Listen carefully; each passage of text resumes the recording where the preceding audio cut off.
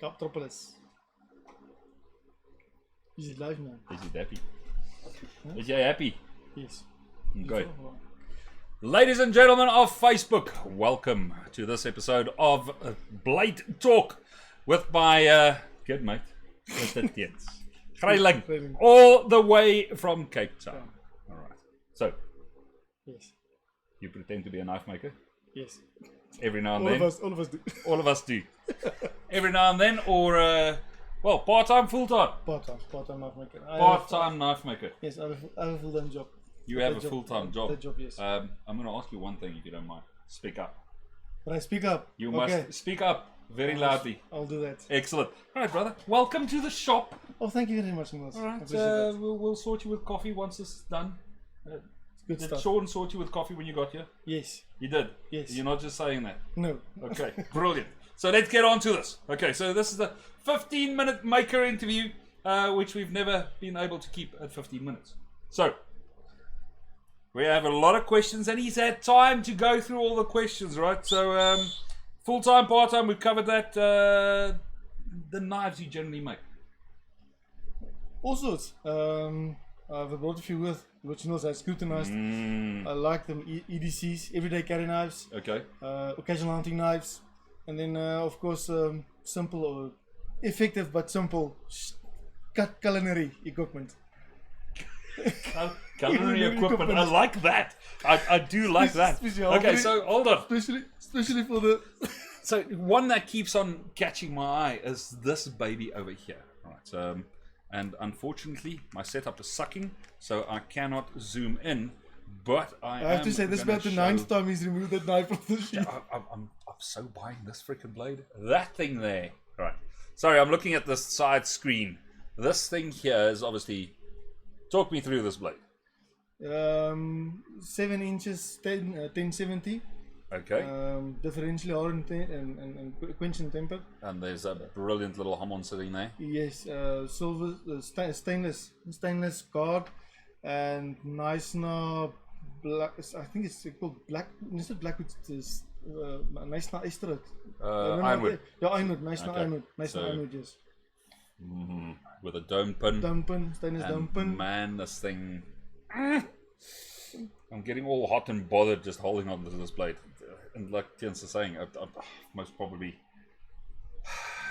manhandled this blade 10-15 times. I did ask for a price on this thing, and he did mention a price, but he is going to revisit those prices, and then we'll do a post on all of these. All right. So, yes. But you are a bladesmith. Yes. Hit stuff with a hammer. Yes. So how big is your favorite hammer? 0.012 tons and hand driven. 1.2 kilos. He's making me think. The hell, dude? Many guys ask me. 1.2 kilograms. Yeah.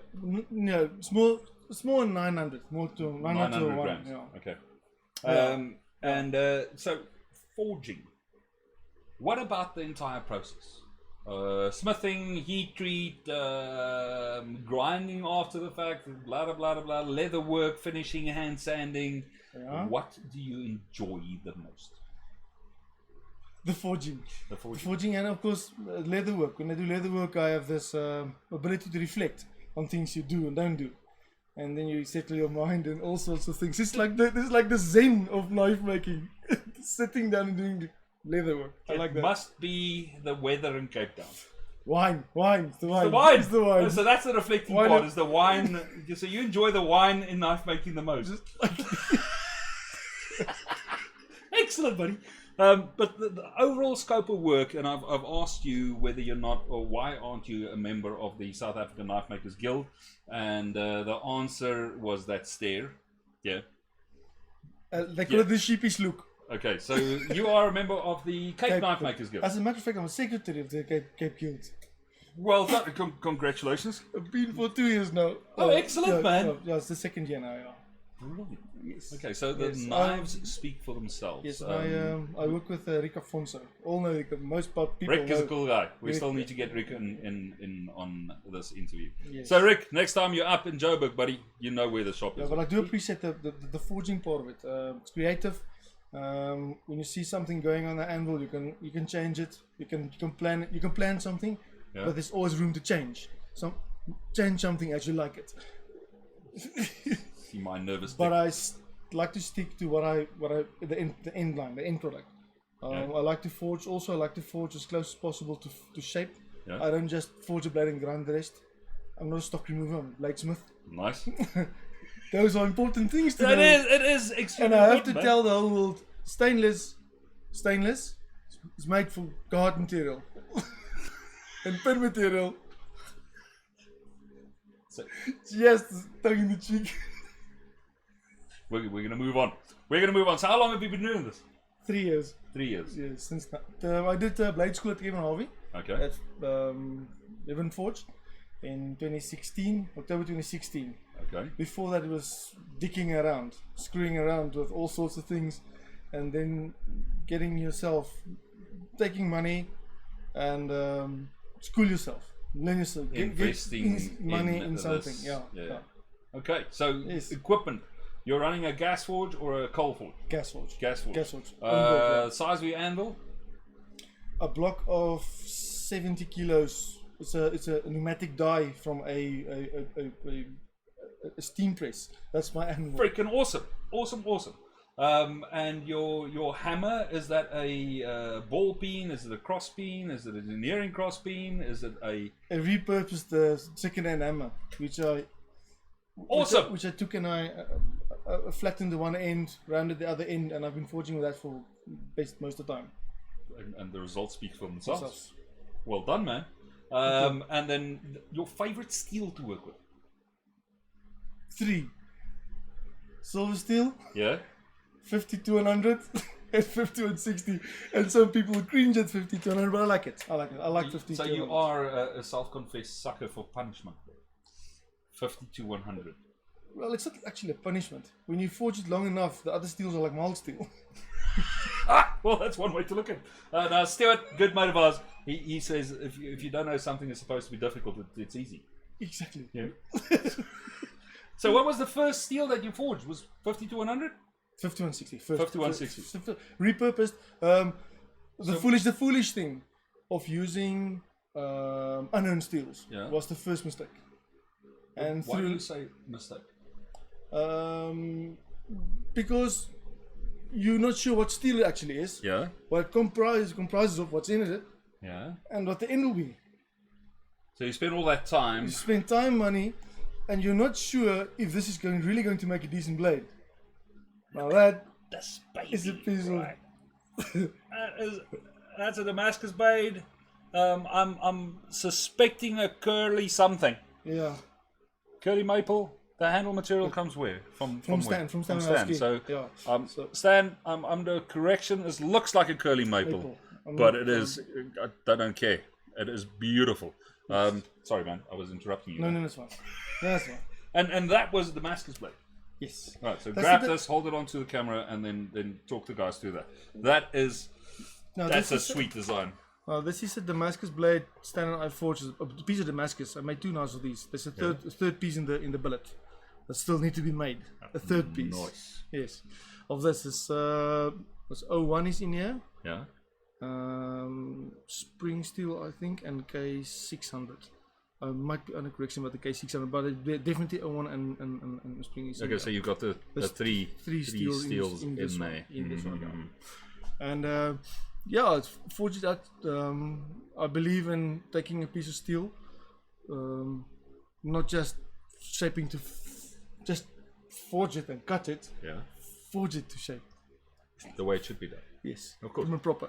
And this own design as well. There are no paperwork on this actually. That was thought up one afternoon, having a cup of coffee with my wife. I took the blade was done, and I just started drawing this. And I said, "What about this? What about this?" About 2 designs I drew. Yeah. I drew, and she said the first one is the better one, and this is this one. So my wife said to me, "Okay, so your wife is now the official designer." No. No. She dropped the penny. She dropped it. Okay. She said, well, she likes the first design the better, because the original design there would have never been a a recess for the finger here, Yeah. it would have been straight down, a straight down handle. Okay. But that works. That really, really works. Yes. And from all the knives here, and not taking from any of the other ones, that is just such a sweet design. And this thing in the hand is just unbelievable.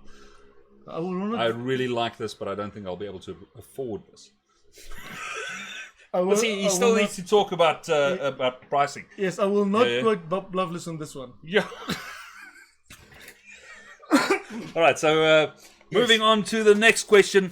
Man, from knife makers, international makers,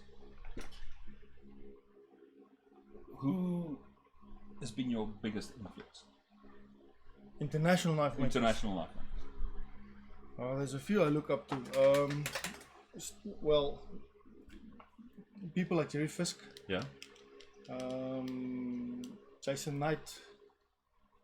Carl Royer. Yeah. All Mastersmiths. All Mastersmiths, yeah. Matthew Parkinson. I like his style of knives as well. Matthew Parkinson.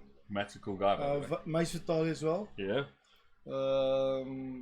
Kevin Cashin. Yes. He's a library of knowledge. I generally blame two guys for daggers. That is Kevin Harvey and Kevin Cashin. Exactly my sentiment. Man, this is also a sweet. I'm going to interrupt you right there. Okay. Look at the lines on this baby. Right? See, this is what happens when you design your blades, man. And the plunges on this thing is absolutely brilliant. Once again, stainless. There is a red G10 liner in there, or spacer in there. But this thing is just unbelievable. Slight recurve in the blade. The satin finish on this is just, look, it's been poured. That's my fault. But this is just beautiful. Yes. Beautiful. And the leather sheath, a completely complicated sheath. Completely complicated sheath. It took me about a minute to figure out how to get the knife out. Look, I'm not the cleverest guy out there, right? Yeah. But that is a package of note. I'm really liking that. Thank you, Neil. Sorry, man. Sorry for interrupting you. Please continue. Fine. Yes. So, Carl Royer, Jason Knight, Jerry Fisk, Kevin. There are lots of guys. Too many to mention. Okay, so knife makers in general. Yeah, lots of them. So, most of them. There are a few guys in South Africa as well, which I mentioned on one of the interviews I had. You, Stuart Smith, Dave Skinner, Winning Wilkinson, and the list goes on, and the list goes on. Excellent, man. But I also don't believe. I don't take someone's work and copy it. I look at something and see how I can fit it to fit myself, to fit my style of knife making, because I need to be a knife maker on my own. Yes. I cannot take another guy's work and just copy it. That's not just plagiarism. That's blatant. That's just a slap on the wrist. Of course. And then obviously you're taking your wife's advice now. Not all of it. But is she on social media? Yes, she is. Okay. Kick his ass. She will get me by the nut. Oh, excellent! This one here, brother. Once again, I can't get past this knife. This is really one of the coolest knives I've had the honor of holding on. Thank you, Neil. Seriously, this is just, the fit and finishing on this thing is unbelievable. There is just one little issue that I've pointed out, but that's just me full of crap. Okay, but that there with your wife's approval. If that's the design you're going to come up with, right? It's just a suggestion. I'm glad you listened to the suggestion, because that's a seriously cool freaking design, that knife. Yes, thank you. Not like taking anything aside from or back from anything else, but that knife there, dude. I made the comment and said, you'll be able to earn a very comfortable living just making that knife. And I generally am quite good at gauging sales potential on blades, and that one there is. Thank you, Niels. Appreciate that. Really, really, really. Appreciate that. I honestly want to go and say, dude, would you mind making me one? Okay, right, but I don't mind Damascus, but I would prefer a 1070 blade if you have. Yes, I have. Yeah. Right. Because I honestly believe, look, there's nothing wrong in the Damascus. Is lightly etched. There's none of that deep etched crap where the guys hide stuff. but I honestly believe that it takes more skill to finish a monosteel, like this one here. Yes. A monosteel blade than it does a Damascus blade. Yes, it does. Yes. Unless you want to mirror polish the Damascus and then chemical blue it. To not just blue it, but to get the different colors in. And seeing that you've got a tri-steel and you have got one piece left, it's just a light hit, but take it, don't take it. Yes. Make me a knife. We'll talk about the budget, and then I will give you guys a complete review on that knife. Yeah? Will you make me a knife? Yes. Do you take orders? And we're not talking about from your wife. No, Do you take knife making orders? No, I don't have an order book. Because I have a regular job. Yeah. It will be difficult because the boss, he decides you have to go, and everything stands still. Of course. Most guys that came from you, like you, I worked for a boss, and a few other guys as well. You know, your time is their time. Exactly. So I put time whenever I have time available. I put that toward knives. Alright, so knives, yes. On that note, how many ongoing projects have you got? Knife making wise. So how many unfinished knives, if you have now think about it, is on your bench, in your shop, somewhere? 16. 16! And now I'm going to come in and say, hey, make me a knife. That's going to be number 17. Alright, can I have 16. It before 2025?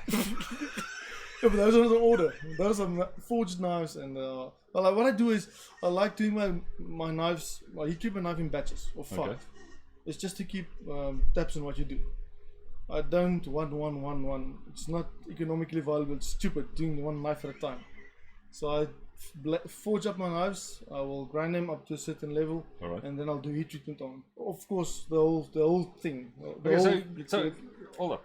So Saturday morning you wake up and you reckon, we had this plan. Your wife comes to you and says, sorry love, we're not doing that anymore. Go and do whatever. Then you go and forge a blade. I will forge all day. You'll forge an entire day. Let me tell you this thing. Let me tell you this. My wife came to me and said to me one time, so how many knives have you done? I said about 5. I would like to see the unfinished knives. This is my wife, verbatim, unquote, quote, unquote. I want to see the unfinished knives. And I pack them out. At that time, about 22 blades. And she said to me, you will not forge one blade more unless you start finishing these. And I started finishing them, and I ended up with about 14 or 15 finished ones. And I forged another 3, forged another 3. Forging isn't under the cover. Under the cover, and she said, I know about you. I know you. I know you. So finish them. Start finishing them. That is an extremely important little lesson there. Start finishing them. If you don't finish them, or don't start with them, or working on them, you never finish them. Then you just keep on forging and forging. Make an axe here, make a blade there, do this, do that. So you do axes as well? Yes, sometimes, yes. I've done a... Okay, so on social media, where are the guys going to see this? Like Grey Iron Blades on Instagram, yeah? Like Grey Iron Blades, yeah? Okay. Yes. I've done a from Instagram, Facebook, same thing? Yeah, Instagram, yeah. Mostly Instagram, yeah. Mostly Instagram? Yeah, I'm not so familiar with Facebook. But have you got a Facebook profile? Yes, I'm on Facebook, yeah. Okay. So you know that you can set up Instagram to post to Facebook. I know, yeah. I know, and is it set up? I don't think so. My dad had this irritating saying about thinking and knowing. If you have to think about it, then you don't know. It is not. Okay. So I will show you how to do that because it's fairly simple. Yes, it really is. I know, yeah. Well, result train of thought. Finishing. Really. Take a blade, grind it, flatten it, do the heat treatment on it, or normalizing on it, or whatever you do on it. Yeah.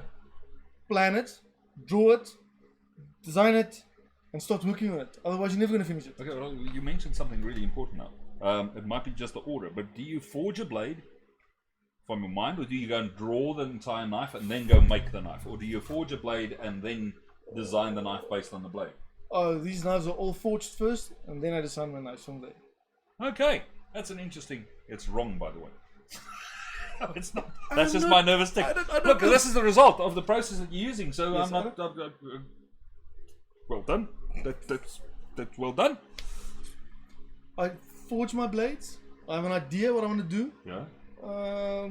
Maybe just a piece of scrap paper, draw something. That's the idea, and that goes lost somewhere. And then I forge a blade and say, okay, this is what I wanted. And then sometimes I find it and say, okay, this is cool. This is fitting. Okay, so that matches again, yeah? It matches. It matches the size and the shape I had in mind. Well, that process you have going, obviously, proof is in the pudding. Yeah, we're going to grab another one. No, that's interesting. Most of the guys that went to Kevin Harvey's course, the ABS course at Kevin Harvey, they make the lion knife. Yes. Now that's a small diversion of the lion knife, actually. With a clip? Yes, I added a clip to it. I'm really liking this. Yeah. I changed that about a bit. And that's 5200. So this is a knife that you only sharpen. Well, you don't have to sharpen it. Yeah, it's already sharp. Yes. This thing is, once again, I mean, initially when I took this out, I thought, wow, the handle might be a bit small. But when you've got it in hand, it's not. It is just a cool freaking blade. That's 5200. Differentially hardened. Also, Blackwood, African Blackwood bolster, white G10 liner, white and black, and then rosewood bowl. That is beautiful, man. And I had a look at the plunges on this thing, and brass pins. Brass pins, yeah. And you've got a slight little taper in the handle here. Yes. That is just awesome, man. It is really, and it's nice and thick. Logo is nice and crisp. Field knife. A field knife. A field knife, yeah. This is really beautiful. Sorry, man. Should have been more prepared. No, it's fine. Yeah, and Theuns has got, hey, I need to start backing up. I need to go. And I'm going, no, hold on. We need to do a quick little interview here. And then talk me through that one. I thoroughly enjoy that.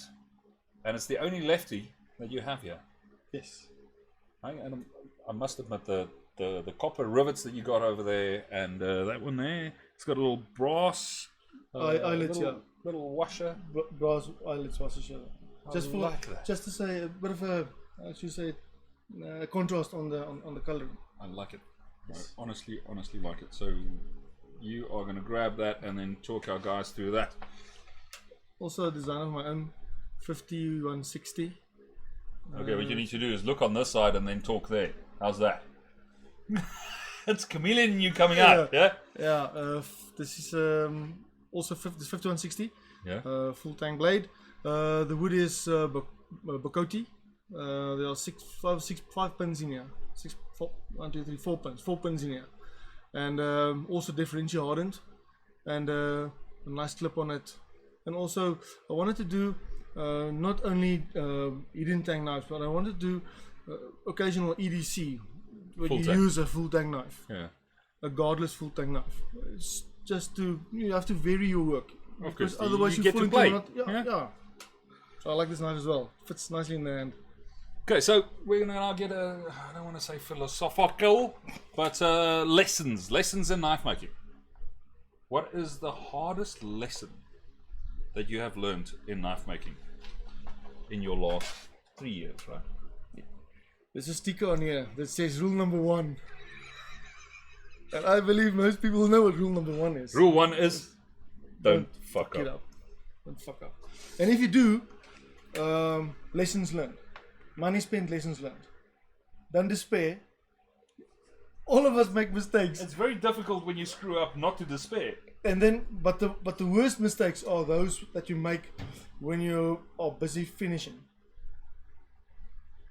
I had a knife which I chucked the one day. I was doing a guard and I did not protect the ricasso area. Yeah. And the chainsaw file, which I do the inside of the guard with to get the curve, slipped over and I gouged the bottom side, the blade inside of the ricasso. Expletives. All sorts of swearing, cussing. Okay, and the lesson from that was, well, even if you taped it up with masking tape, which is what 9% knife makers use, it would not have protected the ricasso. Clamp a piece of leather over it. Okay. Wrap a piece of leather over your ricasso. Then is that something you now do? Yes, regularly. Okay. Take a small piece of leather and wrap it over the ricasso area. Not to that up. Well, that is actually a very good tip. That's a really, really good tip. Cut a small piece of leather, fold it over, and then do masking tape. Tape over. Yes. Okay. So leather is a bit thicker. So you rather It'll absorb, rather clean up a wrong stroke on a guard than a mistake on a ricasso on a knife that's nearly done. Man! Okay. So where are we at? I've got no idea. I've got no timer. I've got no idea how long we're running. 3 minutes 45. Oh, we've been recording for 25 minutes on a 25. 15 minutes interview. Exactly. Okay, so let's carry on then. Yes. So we have got a quick fire round. All right. So flat or hollow ground? Blacksmiths? Flat. Quick Flat. fire. Flat. Flat. Excellent. Carbon or stainless steel? Carbon. Are you a late night guy or early morning guy? Late night. Fixed blade or folders? Fix. Damascus or non-Damascus blades? Both. Tip down or tip up carry when it comes to folders? Tip down. Tip down. Why? Chocolate or vanilla ice cream?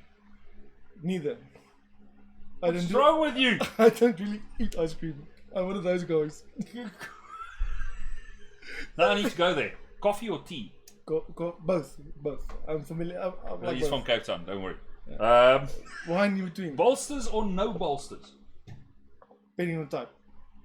Bolsters. Bolsters. Hunting or fishing? Hunting. Both. Can't be both. Hunting. Hunting. Yes. No fishing. Yes. Okay. Leather or kydex? Leather. Okay.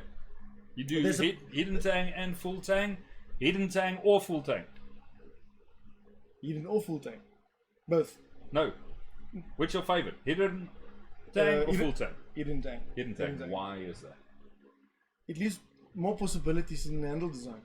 You can make it more. You can beautify it in all sorts of ways. Good answer.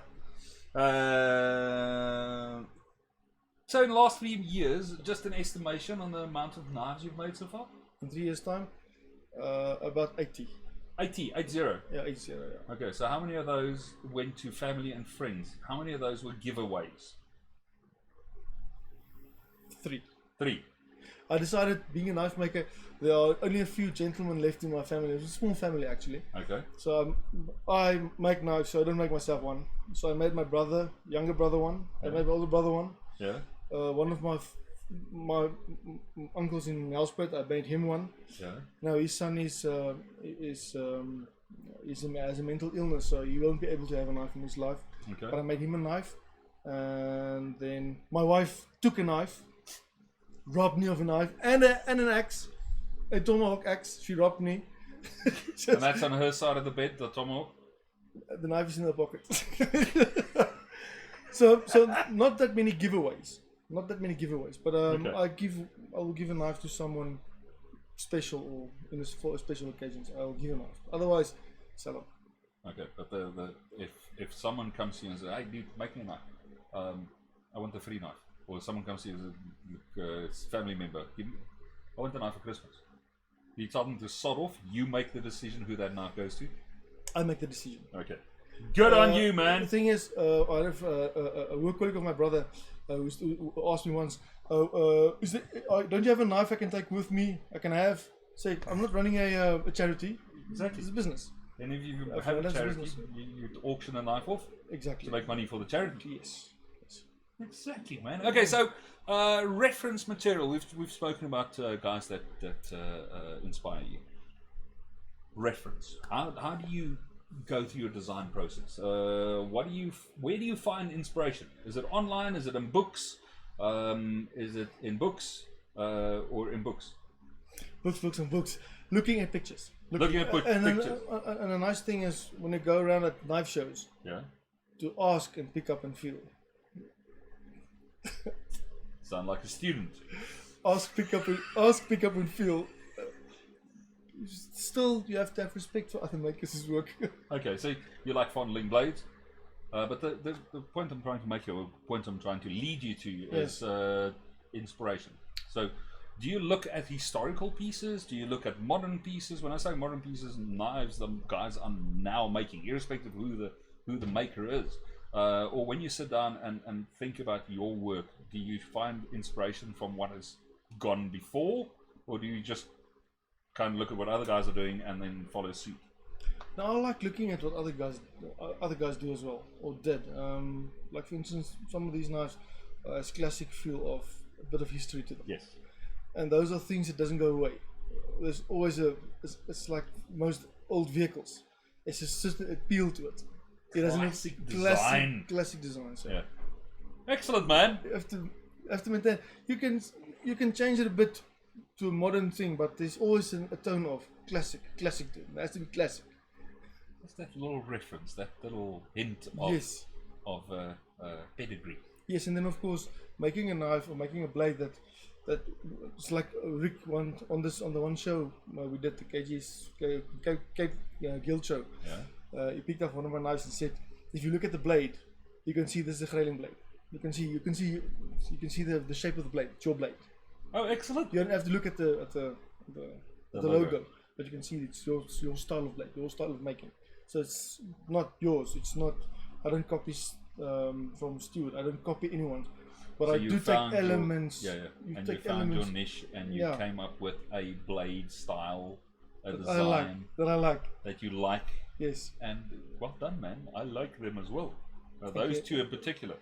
Thank you, Niels. I'm still deciding. I'm going to be out of pocket. I should stop. The other guys don't bring knives when you do this. Yeah? It was luck and chance. No, what I wanted to do was there are only so many makers in Cape Town. So when you get the opportunity, I'm going to fondle this blade again. fondle it. When you get the opportunity, having work looked at, take it to like a gentleman. Take it to a gentleman, or take it to someone else that has other eyes, looking at mistakes, looking at things. We can decide on the amount. I'm liking this one, man. I'm really, really liking this blade. Just the way it fits in the hand, the ergonomics of it. This thing is just perfectly centered, and it's a fairly long blade, and that blade is thin. Apple seed edge on here. The point is nice and thick. It's nice stored. Yeah. And just that thing just flows. That is just. I'm loving this blade. It's a bit big for a biltong knife. Oh, well. Right?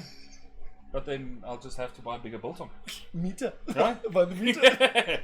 But I'm really liking this. So I don't know what to tell you, dude. I'll either be taking this one, or I think I should just stick to my thing and try to arm wrestle you into making me a custom based on this design, your wife's design.